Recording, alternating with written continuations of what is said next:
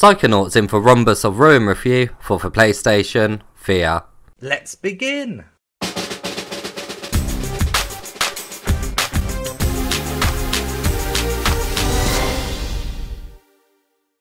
First up, let's take a look at the gameplay.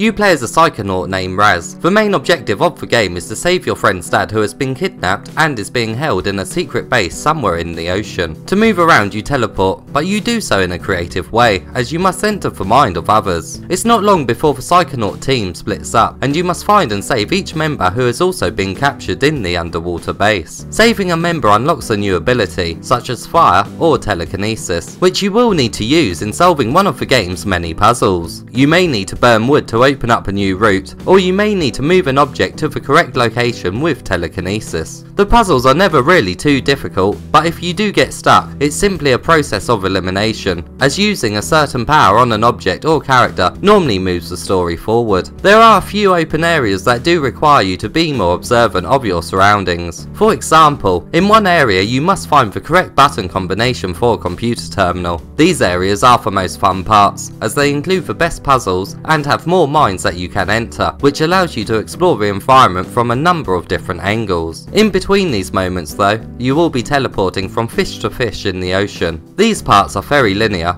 and you often have to wait for a new fish to swim near you before you can continue on. It's not too bad at the beginning, because you will be engrossed by the fantastic art direction, but towards the end, these moments do feel a bit like filler. Now let's take a look at how immersive this game is.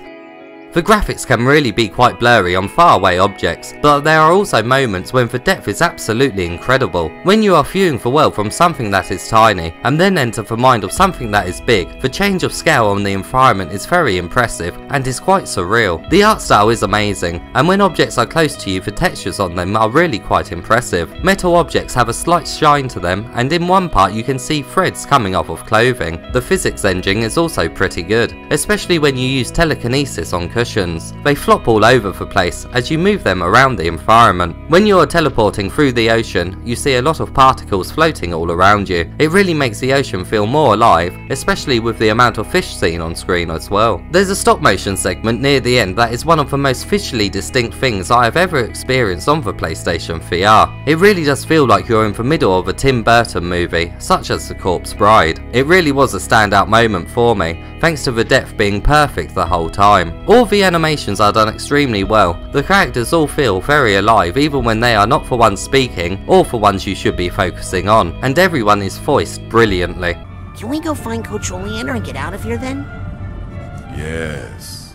The game has a really good title intro. It's a parody of a James Bond movie intro, and it really was quite incredible to be in the centre of it. It doesn't last for long, but it really was a highlight for me, and the music really is spot on for the style they were going for. Something evil takes hold. Call from a stranger. You whisper a name. Now let's take a look at the setup and what controllers the game supports. I played this game in a seated position just under 2 meters away from the camera. The head tracking was perfect, and at no point did I feel motion sick. A few times I did have to turn my head quite far to the left and right of me, which is a bit annoying when you're sitting down, but it doesn't happen often enough to warrant a standing playthrough in my opinion. This game is played using the DualShock controller. The move controllers and aim controller is not supported. Now let's take a look at the length of the game and what trophies come with it.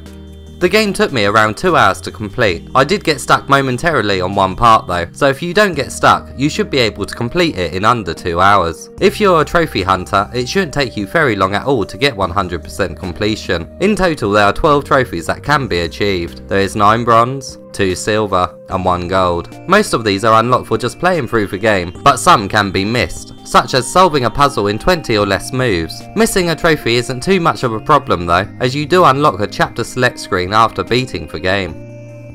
And now it's time for the verdict.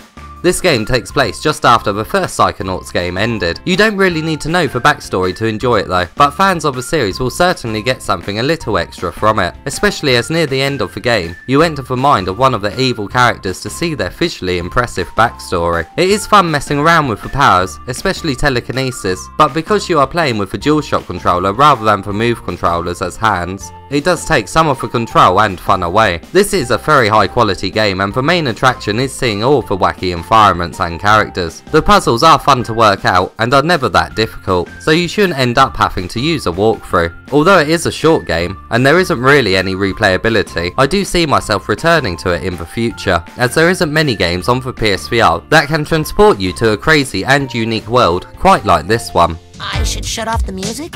Yes! Do whatever you can to disrupt his show and put an end to this music.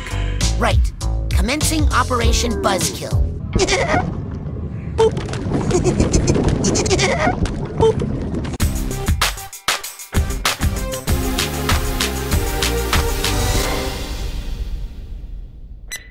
What do you guys think of this game? Have you played the original game and want to experience a unique world in VR? Let me know in the comments below. Please like this video if you enjoyed it and subscribe to the channel for more PlayStation VR content.